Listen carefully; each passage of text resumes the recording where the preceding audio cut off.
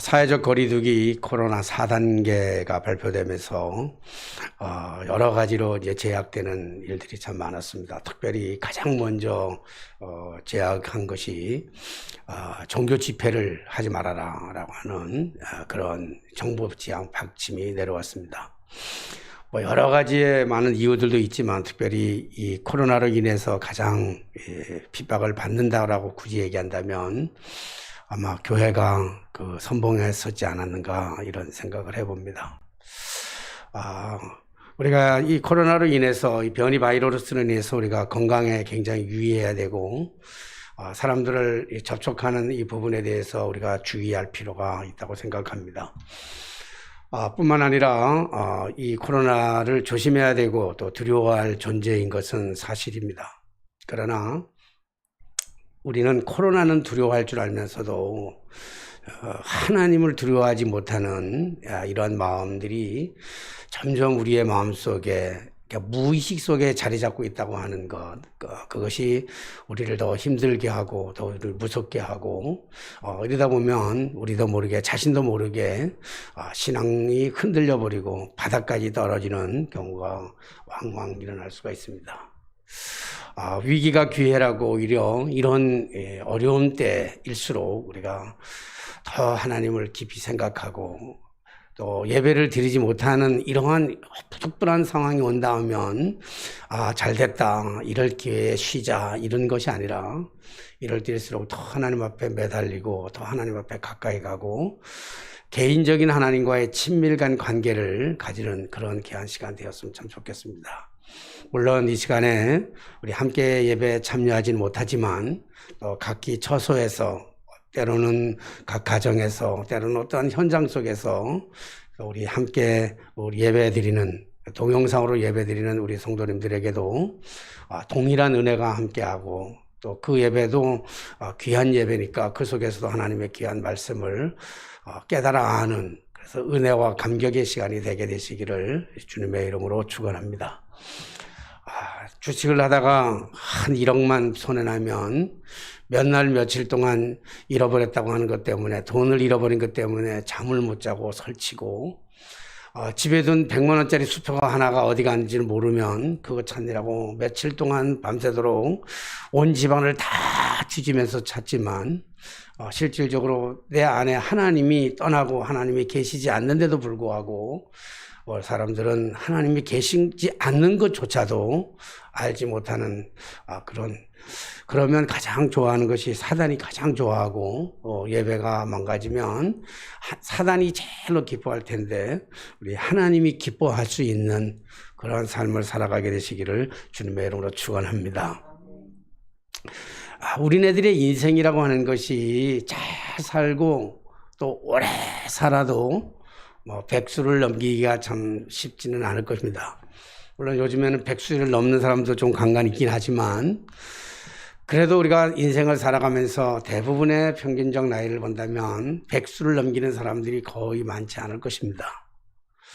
인생에 100년 동안 살아가는 우리의 인생이라고 친다고 할 때 그 100년의 인생 속에 단 하루 아니 딱 한 번만이라도 우리가 하나님의 얼굴을 대면해서 볼 수만 있다면 그보다 더 큰 영광이 어디 있겠고 그보다 더 큰 축복이 어디 있겠습니까? 우리 평생 살아가면서 한 가지 소원이 있다면 하나님 한번 직접 대면해서 뵙는 것 그것이 우리의 소원이 아닐까 하는 생각을 해봅니다. 그래서 요한복음 15장 8절의 말씀에 보면 빌립이 예수님께 얘기합니다. 간청을 하죠. 예수님, 하나님 아버지를 우리에게 한 번만 보여줄 수 있다고 한다면 우리는 참으로 신앙생활하기에 참 족하겠습니다 라고 예수님 앞에 간청을 합니다. 그래서 예수님께서는 요한복음 15장 9절 말씀에 나를 본 자가 곧 하나님을 본 것이라 그렇게 얘기하면서 왜 아버지를 보여달라고 하느냐 그러면서 오히려 빌립을 이게 좀 책망하는 그런 모습이 요한복음 15장 9절 말씀에 나와 있는 것을 볼 수 있습니다. 그러면서 동시에 예수님께서는 마태복음 오늘 봉독해드린 5장 8절 말씀 보면 마음이 청결한 자는 복이 있나니 그들이 하나님을 볼 것이며 라고 말씀하고 있어요. 하나님을 보기를 원한다면 마음이 청결해져야 된다라고 하는 것인데, 그렇다고 한다면 오늘 이 시간에 마음이 청결하다고 하는 의미는, 마음이 청결한 것은 어떤 것을 가리켜서 마음이 청결하다고 할까? 우리 그 의미를 조금만 생각해 보아야 할 것 같습니다. 마음이 청결하다 그러면 사람들이 생각하기에는 마음이 깨끗한 것을 얘기를 많이 생각을 할 겁니다. 그래서 욕심을 다 내려놓고 마음을 다 비우면, 그러면 마음이 청결할 것이다 라고 그렇게 생각하는 사람들이 대부분의 사람들입니다. 물론 욕심을 내려놓고 마음을 비운다고 하는 것은 마음이 청결하게 되어지는 과정의 한 일종의 한 과정이라고 얘기할 수는 있지만, 그렇다고 해서 욕심을 내려놓고 마음을 다 비웠다고 해서 그것이 곧 마음이 청결한 것은 결코 아닙니다. 그래서 마태복음 12장 43절로 45절의 말씀에 보면 예수님께서 말씀하고 계셔요. 뭐냐면 귀신이, 한 사람에게 귀신이 들어갔다가 그 귀신이 그 사람에게서 나와가지고 다른 쉴만한 곳을 찾아다니다가 쉴만한 곳을 찾지 못하니까, 그리고 못해서 다시 그 사람에게 돌아와 보니까 그 사람이 다 마음을 청소하고 소재를 하고 다 깨끗하게 다 청소를 했다, 다 비웠다. 그것을 보고 귀신이 가가지고 자기 동료 7을 데리고 와서 7 귀신이 그 사람 속에 들어갔다라고 하는 말씀이 있습니다. 그러면서 그 사람은, 처음 귀신 들렸던 그 사람은 마음을 소재하고 청소했지만, 그리고 7 귀신이 들어감으로 말미암아 이전보다도 이후가 그의 삶이 더욱더 고통스럽고 더욱더 악해졌더라 라고 하는 말씀이 있습니다. 그렇기 때문에 마음을 비웠다, 마음을 깨끗하게 청소했다, 내 욕심을 다 비웠다, 이것이 예수님이 말씀하고 있는 마음의 청결만은 아닌 것입니다. 그렇기 때문에 기독교의 종교적 신앙이라고 하는 것은 많은 사람들이 그렇게 얘기합니다. 기독교는 비움의 종교다, 그렇게 얘기합니다. 물론 예수 그리스도를 믿음으로 말미암아 우리의 것들을 다 욕심, 쾌락, 이런 모든 것들을 다 비우는 것은 굉장히 중요합니다. 그것을 굳이 꼭 기독교는 비움의 종교가 아니다 이렇게 부정할 것까지는 제가 없지만, 그러나 기독교는 비움의 종교라기보다는 세움의 종교입니다. 그리스도의 복음으로, 하나님의 말씀으로, 하나님의 은혜로, 하나님의 사랑으로, 그것으로 우리가 가득하게 차여지는 것, 그 하나님의 은혜로 가득 채워질 때, 하나님의 말씀으로 가득 채워질 때, 하나님의 성령의 은혜로 가득 채워질 때, 그때 우리는 마음이 청결하다 이렇게 말씀을 드릴 수 있는 것과 동시에, 마음이 청결하다고 하는 그 근본적인 이유는 2가지의 마음을 갖지 않았다라고 하는 거예요. 한 마음을 가졌다라고 하는 겁니다. 그러니까 다시 말해서 속과 겉이 다르지 않다라고 하는 거예요. 많은 기독교인들이 삶을 살아가면서 교회에서 살아가는 삶의 모습하고 예배만 마치고 밖으로 나아가는 삶의 모습이 전혀 달라요. 저도 예외는 아닙니다만은 과거의 삶을 이렇게 돌아보면 많은 사람들이 요즘은 코로나 때문에 함께 교회 와서 다 함께 마음껏 예배 드릴 수 없지만, 예배 드리러 오는 많은 사람들이 차를 타고 오다가 차 안에서 부부가 싸워요. 많이 싸우거든요. 대대적으로 싸워. 이거 가지고 싸우고, 부인이 화장을 오래 했다는 이유로서 싸우기도 하고, 밥을 늦게 줬다고 하는 이유로 싸우기도 하고, 예배 시간 늦었다고 하는 걸 싸우기도 하고, 잔소리가 많았다는 이유로 싸우기도 해요. 그래서 차 안에서 심각하게 싸웁니다. 차 안에서 심각하게 싸우다가 이제 교회를 들어오게 되면 교인들이 만나게 되잖아요. 그러면 싹 안면 싹 입고 속에 있는 거 다 들고 겉으로 입을 쫙 벌리고는, 그리고는 딱 안녕하세요, 아무 일도 없었던 듯이 안녕하세요, 안녕하세요 그렇게 인사하고 하나 모습으로 앉아있는데, 앉아있는 내내 말씀을 들어도 말씀이 안 들어오는 거예요. 뭐예요? 이 설교만 끝나고 예배만 마쳐봐라, 오늘 점심은 안 먹고 오늘 반 죽여버릴 것이다. 이런 생각을 가지고 있다가 예배가 끝나는 동시에 딱 끝나고 나면 점심도 먹지 않고 집에 가면서 차 안에서 또 싸운다고요. 이런 마음 두 가지의 마음이죠. 한 가지의 마음이 아니라 두 가지의 마음이란 말이에요. 속과 겉이 다른 거예요.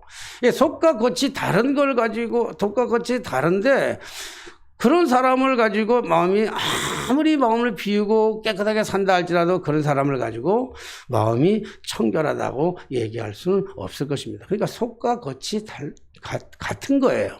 그러니까 아프면 좀 아프다고 얘기하면 돼요. 싫으면 싫다고 얘기하면 돼요. 아니면 아니라고 얘기하면 돼요. 그런데 자신을 포장하기 위해서 싫은데도 안 싫다고 그러고 아픈데도 안 아픈 척 하는 것, 이것은 굉장히 우리가 조심해야 될 건물입니다. 물론 사람들이 살아가는 삶의 환경에 따라 그 사람이 어떻게 살아왔느냐, 살아가는 삶의 환경이나 그 사람이 타고난 성격에 따라서 어떤 문제가 부딪혀질 때 닥쳐지는 그런 데미지는 조금씩은 달라요. 어떤 사람은 너무 귀한 환경에서 살았고 마음이 너무 여린 사람은 조그만 어려움이 와도 막 힘들어해요. 뭐 쉽게 말해서 조그만 바람이 불어도 갈대가 흔들리는 거하고 고목이 흔들리는 거하고는 전혀 다른 것처럼 받는 데미지는 조금씩 달라요. 사람들아 살아온 환경 속에서 많은 역경과 고난을 겪어왔던 사람들은 웬만한 어려움들이 닥치고 환난이 닥치고 시련이 닥쳐도 눈물이 안 나요. 별로 아프지도 않아요. 응? 그런 것을 가지고, 그런 사람들 가지고 믿음이 좋다, 그걸 신앙으로 평가할 수는 없어요. 그러나 우리가 진짜 아픈데, 믿음의 사람도 정말 아파요. 데미지가 너무 많이 왔어요. 아픈데도 불구하고 다른 사람들에게 보여주기 위해서 안 아픈 척 하는 거 있잖아요. 정말 싫어요. 정말 기분 나쁜데도 다른 사람들에게 보여주기 위해서 안 싫은 척 하는 거 있잖아요. 정말 이건 아니에요. 누가 봐도 이건 아니에요. 아닌데도 불구하고 다른 사람들에게 인기를 얻으려고 맞는 것처럼 하는 것, 이런 걸 가지고 뭐라고 하냐면 외식한다, 이렇게 외식주의자를 얘기해요. 겉과 속이 전혀 다른 사람들을 얘기하는 것이죠. 특히나 우리가 거룩하지도 않으면서도 거룩한 척 하는 사람들이 있어요. 그리고 영성도 없으면서 마치 다른 사람들에게 대단한 영성가인처럼 그렇게 생각하는 사람들이 있다고 해서 무서운 생각이고 무서운 일들이에요. 그게 굉장히 위험한 일들이에요. 그렇기 때문에 영성이 깊으면 깊을수록, 자신의 영성이 깊으면 깊을수록 그 영성은 다른 사람들을 판단하는 것이 아니라 그 영성은 하나님과 나와의 깊은 교제를 갖는 것이에요. 거룩도 마찬가지예요. 다른 사람들 앞에서 내가 거룩한 양, 거룩하다 그렇게 얘기할 것이 아닙니다. 많이 있으면, 많이 가지고 있으면 다른 사람을 나누어 주면 돼요. 많이 알고 있으면 다른 사람을 조금씩 가르쳐 주면 되는 거예요. 많이 가지고 있다고 없는 사람들을 가지고 비난하고 욕하고 뭘 자꾸 가르치려고 그러면 안 돼요. 없으면 없는 대로 그대로 인정하면 돼요. 모르면 모르는 사람들을 그대로 인정하고 그 인정하면서 그들을 위해서 기도하면 되는데, 마치 자기가 뭐 대단한 것처럼 자기도 속에는 텅 비었음에도 불구하고 다른 사람들에게 끊임없이 강요하고 끊임없이 요구하고 끊임없이 정죄하고 끊임없이 판단하고 비판하는 것, 그것은 별로 좋은 일이 아니고 그걸 가지고 이중적 인격이라 그렇게 얘기한단 말이에요. 사실 목회도 마찬가지예요. 목사님도 마찬가지예요. 목사님들이 강단에서 말씀을 선포할 때하고 목사님이 강단에서 내려와서 생활할 때, 가정에서 살아갈 때 살아가는 삶의 모습이 굉장히 다를 수 있는데, 그러나 보여지는 것들 속에서 이것이 너무 괴리가 되는 것처럼 이중적인 삶을 살아가는 것 하나님이 기뻐하지 않는다는 거예요. 그러니까 그냥 있는 모습 그대로, 그 찬송 있잖아요. 내 모습 이대로 주 받으옵소서. 있는 모습 그대로 주님 앞에 나아가면 된다는 것이죠. 그래서 예수님도 이 땅에 오셔서 예수님이 살아가는 공생애 속에서 세리들이나 창녀들, 그리고 혹은 그 과부들이나 고아들, 가장 불쌍한 사람들이에요. 그들에게 찾아가서 그들의 말동무가 되어주시고 친히 벗이 되어주셨어요. 그들을 위로해 주시고 그들을 감싸 주시고 그들을 격려해 주시고 그들을 때로는 칭찬해 주시기도 하고 그들을 사랑해 주시기도 하고 그들과 함께 놀아주기도 하고 그들의 아픔을 들어주기도 하는 그러한 삶을 예수님이 실제로 삶을 살았어요. 그런데 외식하는 사람들 있잖아요. 외식주의자들, 뭐 나가서 음식을 자꾸 사 먹는 사람들, 그런 외식주의자들 말고 겉과 속이 다른 사람들, 이런 사람들을 가리켜서 주님은요 아주 냉혹하게 비판하셨어요. 심지어는요 마태복음에 보면, 마태복음 23장 33절에 보면 이 뱀들아, 이 독사의 새끼들아, 그렇게 얘기했어요. 외식하는 사람들을 가리켜서. 그리고 마태복음 23장 27절에 보면은요, 뭐라고 얘기했냐면, 이 회칠한 무덤 같다고 그랬어요. 썩은 문드러져가지고 막 썩은 냄새가 나는데, 시체 썩은 냄새가 나는데, 겉에는 회를 탁 칠해가지고, 아닌 척하고 살아가는 이런 사람들을 가리켜서 예수님은 회칠한 무덤이라고 얘기하기도 했고요. 그리고 마태복음 7장 15절에 보면, 양의 탈을 쓰는, 양의 얼굴을 가지고 나오는 이리떼들 같다고 그랬어요. 이리떼들. 이런 사람들을 가지고 예수님은 하게 책망이 돼. 어떤 사람이요, 이중적인 인격을 가지고 살아가는 사람이 겉과 속이 전혀 다른 사람이, 이런 외식하는 사람들이 가진 것이 없었나요? 아는 것이 없었나요? 아니에요.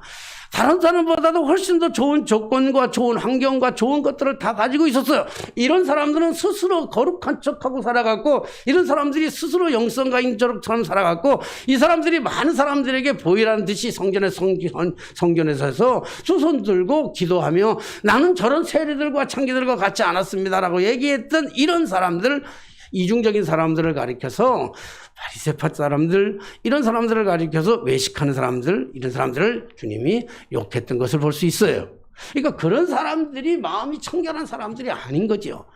그래서 요한복음 1장 46절로 47절에 보면 빌립이 이 나다나엘을 데리고, 빌립이 하나님의 은혜, 예수님을 만난 다음에 나다나엘을 데리고 예수님에게 오려고 합니다. 예수님께서 나사렛 예수다. 오늘 내가 만난 그가 나사렛 예수다. 와서 보라. 그분이 참 선지자다. 그렇게 얘기하니까 나다나엘이 뭐라고 얘기하냐면 이렇게 얘기합니다. 예수님이 있는 데서 대놓고 하는 얘기가, 나사렛에서 무슨 선한 것이 나오겠냐 이거예요.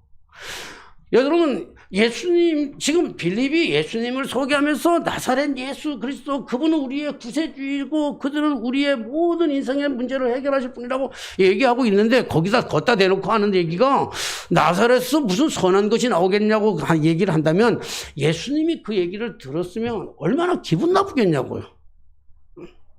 그때 예수님은 뭐라고 말하냐면은, 예수님께서 요한복음 1장 47절의 말씀 보니까 나다나엘을 보면서 뭐라고 하냐면, 이 사람이야말로 참 이스라엘 사람이다. 칭찬해요. 그러면서 뭐라고 하냐면, 이의 마음속에는 뭐가 없냐? 간사함이 없도다. 그랬어요. 여러분, 아니라고 얘기하는데 자기는 아니라고 얘기하는 거예요. 왜 나사렛에서 무슨 선한 것이 나오겠느냐? 별로 예수 그리스도 별풍 없어. 심지어 예수님을 비하하는 말을 하는데도 불구하고 그를 향해서 뭐라고 얘기하냐면, 이 마음속에 간사함이 없도다 얘기하잖아요. 이 마음이 무슨 마음이에요? 두 마음을 갖지 않은 거예요. 한 마음이에요. 한 마음. 그러니까 간사함이 없다라고 얘기하면서 이런 사람들이 하나님을 볼 것이라고 하는 마음이 청결하다고 하는 것으로 의미를 담아주고 있는 것을 볼 수 있습니다. 근데 성경에 보면 실제로 하나님을 만났던 사람들이 있어요. 실제로 하나님 만난 사람들을 보면 누가 있냐면 우리는 아브라함을 볼 수 있습니다. 아브라함은 창세기 18장에 부지 중에 그냥 지나가는 사람들, 아무 사람이나, 아브라함은요, 지나가는 사람들이 있으면, 손님들이 있으면 아무 사람들이나, 그게 이제 사실은 유대인들이 가지고 있는 그 마음이기도 해요. 그러니까 그냥은 안 보내는 거예요. 지나가는 나그네, 청막이에 있다가 지나가는 나그네들이 있는데 그 지나가는 나그네들을 부지 중에 아무 생각 없이, 그냥 아무 생각 없이 그들을, 손님을 귀하게 생각하고 손님을 귀하게 대접했더니 그분들이 누구냐면은 하나님이 보내시는 천사들이었어요. 그러니까 부지 중에 천사를 대접하게 되었죠. 사랑하는 청취자 여러분, 오늘 우리가 뭐 자꾸 이렇게 계산적으로 따지면서 이거는 나하고는 상관이 없으니까 별 볼 일 없으니까 우리는 많은 사람들이 참 인심도 좋고 한국 사람들이 가지고 있는 그 마음은 참 인심이 좋아요. 외국 사람들이 우리나라 사람들이 와가지고 참 놀라운 거는요, 한국 사람들이 인심이 좋다는 거예요. 근데 그 인심은 대체적으로 보면 동기가 있어요. 나하고 무슨 관계가 된다든지 이런 동기를 가지고 우리가 베푸는 경우가 많은데, 부지 중에 아무 의식 없이 그냥 국률이 여기는 그 마음을 가지고 그냥 내 형제요, 내 자매라는 생각을 가지고 그렇게 남들을 도와주고 남들을 돕다가 부지 중에 천사를 돕는 그런 대박을 맞는 여러분들 되게 되시기를 주님의 이름으로 축원합니다. 그런 은혜와 그런 축복이 있거든요. 아브라함은 그런 부지 중에 천사를 대접하고 천사를 통해서 하나님의 음성을 듣게 되잖아요. 하나님의 음성을 듣게 되면서 늘 하나님과 동행하며 하나님을 보는 그런 마음이 청결한, 아브라함 자체가 그렇게 마음이 청결한 사람은 아니에요. 그러나 그가 마음이 청결할 때 하나님을 보는 그런 사람으로 바뀌게 되잖아요. 그리고 우리가 하나님을 실제로 대면했던 성경에 보면 실제로 대면했던 인물 중에 가장 우리가 잘 알 수 있는 이 사람이 누구냐면 바로 모세잖아요. 모세는 이집트의 왕자로 태어났다가 하나님의 그런 확실한 건 아니지만 자기가 이스라엘 유대인이라고 하는 사실을 깨닫고 나가지고는, 그리고 그 애굽의 사람들을 죽인 다음에 그리고 쫓겨나가지고 광야에 살아가면서 40년의 광야를 살다가, 그리고 떨기나무 가운데 서서 타지 않는 떨기나무, 불은 붙었지만 타지 않는 떨기나무 가운데서 하나님의 음성을 듣고 그가 하나님의 사람이 되어 하나님의 그 신실한 일꾼으로서의 그의 사역을 감당해서 이스라엘 백성들을 출애굽을 하잖아요. 그리고 출애굽을 하고 홍해를 지고 광야를 지나가다가 모세가 구스 여인을 만나가지고 그를 사랑함으로 말미암아 그때 아론과 미리암 그 형과 누나가 그 모세를 향해서 영권에 대적을 해요. 원권 도전을 한다고요. 니만 대단한 사람이냐? 네가 왜 구스 여자를 그러느냐? 그리고는 영권을 가지고 도전하고 영권에 가지고 대적을 하게 되니까 그때 하나님께서 그 아론과 이 미리암에게 오면서, 특히 이제 미리암은 그걸로 영권을 도전한 걸 통해서 온몸에 문둥병이 걸리게 되잖아요. 그리고 하나님이 말씀하셔요. 하나님이 그 모세에게 민수기 12장 말씀해 보면 모세에게 뭐라고 말씀하냐면, 네가 왜 너희들이 어떻게 감히 나의 사람 모세를, 온전한 모세에게 너희가 영권을 도전하느냐?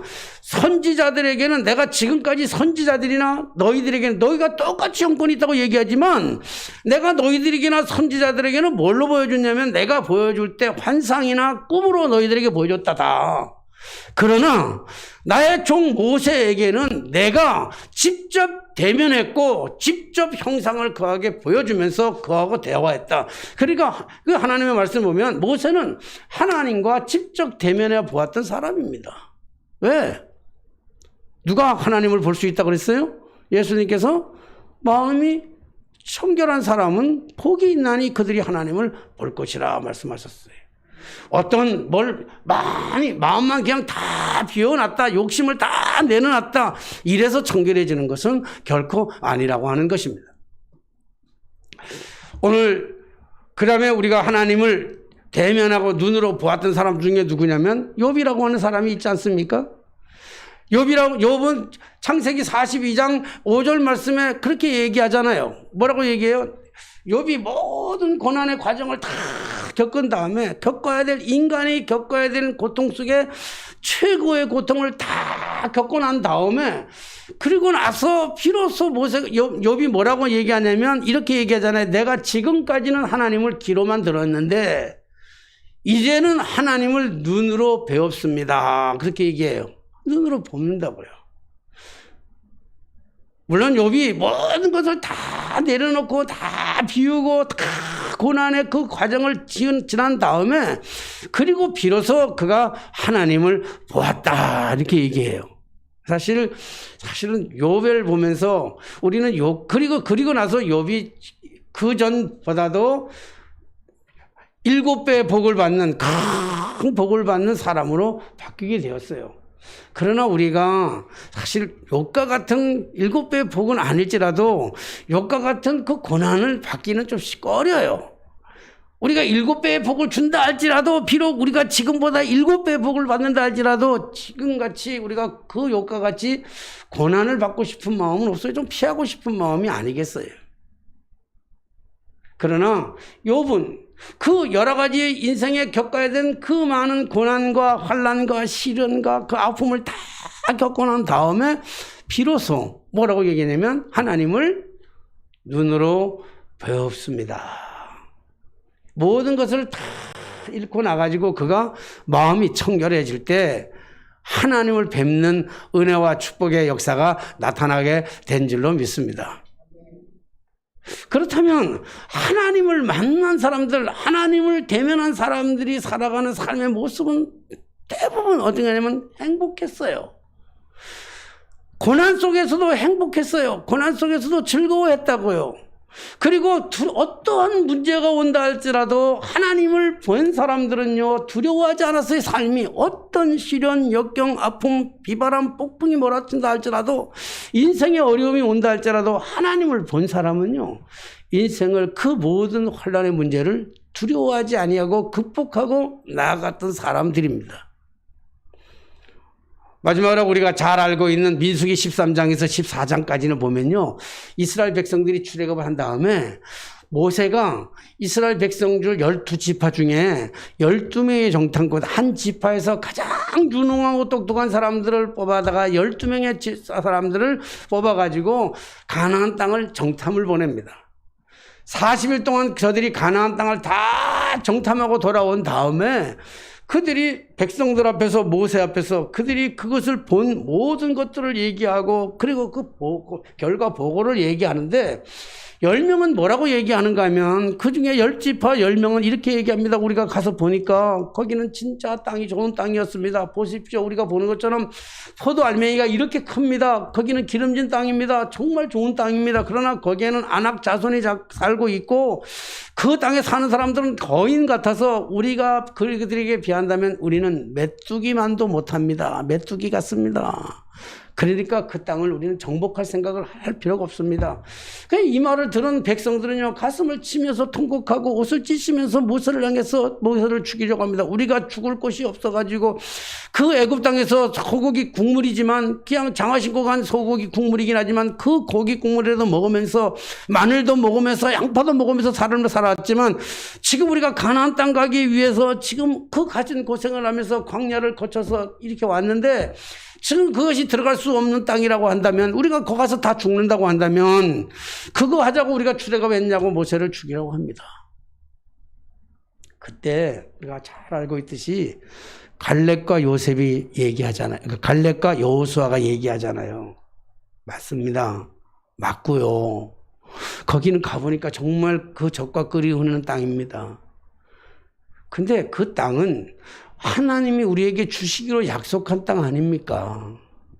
거기에 가면 하나님이 우리와 함께 하실 것이고, 하나님이 우리와 함께 하시면 그 사람들, 안악 자손들, 그 거인 같은 자손들도 우리에게는 밥일 뿐입니다. 밥.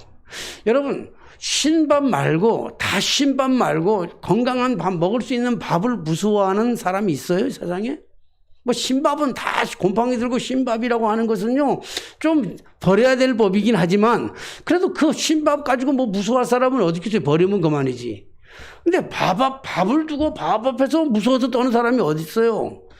오늘 그래서 하나님이 우리에게 주신 땅이기 때문에, 그 땅은, 그들은 우리의 밥이기 때문에 우리는 그 땅을 정복할 수 있습니다 라고 얘기해요. 똑같은 12명이 똑같은 곳에 가서 똑같이 봤는데 이렇게 다르게 보고하는 이유가 뭘까요? 오늘 도대체 갈렙과 여호수아는 그곳에서 무엇을 봤을까요? 갈렙과 여호수아는 10명의 정탐꾼들이 그곳에 볼 수 없었던, 그곳에서는 보이지 않았던 하나님을, 오늘 갈렙과 여호수아는 그곳에서 하나님을 보게 된 줄로 믿습니다. 마음이 청결한 자는 복이 있나니 저희가 하나님을 볼 것이며 했어요. 두려움과 공포, 무서움, 여러 가지 잡다한 생각들이 우리 안에 가득 차 있음으로 말미암아 우리는 그것 때문에 우리의 눈이 가리워져서 하나님을 볼 수가 없는 거예요. 하나님이 안 계신 것이 아니라고요. 안경에 때가 잔뜩 끼어 있으면, 안경에 먼지가 잔뜩 끼어 있으면 사물을 정확하게 볼 수가 없는 것처럼 우리의 마음속에 세상에 헛된 것들로 가득 차 있으면, 그 가득 차 있는 것 때문에, 그것이 꽉 차 있으면 마음이 청결할 수가 없기 때문에 그것은 볼 수가 없는 거예요. 마음이 청결하다고 하는 것은 우리의 더러운 것들을 다 씻어내고, 그래서 욕심도 내려놓고 마음도 비우는 것도 중요하지만, 그래서 마음을 깨끗하게 청소하는 것 중요하지만, 마음이 청결한 것은 그 청소한 마음에다가 하나님의 은혜, 하나님의 사랑, 하나님의 말씀, 하나님의 복음, 예수 그리스도의 은혜를 담으면 그 마음이 청결해서 하나님을 보게 될 줄로 믿습니다. 그렇기 때문에 기독교는 비움의 종교가 아니라 채움의 종교입니다. 하나님의 것으로, 하나님의 은혜로 우리의 마음을 채울 때 비로소 올해는 마음이 청결한 자가 될 것이고, 그리고 비로소 하나님을 보게 될 줄로 믿습니다. 오늘 우리 살아가는 삶 속에 100년도 못 사는 짧은 인생, 이제 그 100년도 못 사는 인생 속에 벌써 70년이나 지나버린 우리네 인생 30년밖에 안 남았는데, 예? 나는 30년 정도 더 남았긴 했지만, 우리가 그 인생 속에 진짜 우리가 단지 마음을 배워서가 아니라 하나님의 것으로 가득 채워서 그 채워진 마음을 청결하게 함으로 말미암아 하나님을 보고 또 보고 하나님을 대면하면서 이 험한 세상을, 코로나 이 시대도 능히 이기며 살아갈 수 있는, 코로나야 네가 아무리 완다 할지라도 하나님의 능력만큼 대단하겠느냐, 오늘 과감하게 선포하면서 코로나를 극복하고 이기며 나아가는 하나님의 사랑이 여러분들에게 임재하는 그런 놀라운 축복이 우리 모두에게 있어지게 되시기를 주님의 이름으로 간절히 축원합니다. 기도하겠습니다. 만왕의 왕이 되시고 만주의 주가 되신 전능하신 하나님 아버지, 오늘도 우리에게 주님 주신 귀한 말씀, 마음이 청결한 자는 복이 있나니 저희가 하나님을 볼 것이며 라고 말씀하셨습니다. 주님, 우리의 눈으로 하나님을 뵙기를 원합니다. 그러나 여전히 우리의 마음은 혼탁해져 있고 복잡하고 가진 것들로 가득 차 있습니다. 세상의 것들, 욕심, 쾌락, 그 모든 것들, 이기, 시기심, 질투 같은 것들이 가득 차서 하나님을 볼 수가 없는데, 주여 이 모든 것들을 다 비워놓고 하나님의 거룩함으로, 하나님의 복음으로, 하나님의 사랑으로, 하나님의 은혜로 가득 차서, 그래서 심령이 깨끗하여 모세가 보았던 하나님, 여호수아와 갈렙이 보았던 하나님, 아브라함이 보았던 하나님, 욥이 보았던 그 하나님을 우리도 보게 하여 주옵소서. 예수님의 이름으로 기도하옵나이다. 아멘. 찬송가 50장 부르시면서 드려진 예물을 봉헌하겠습니다.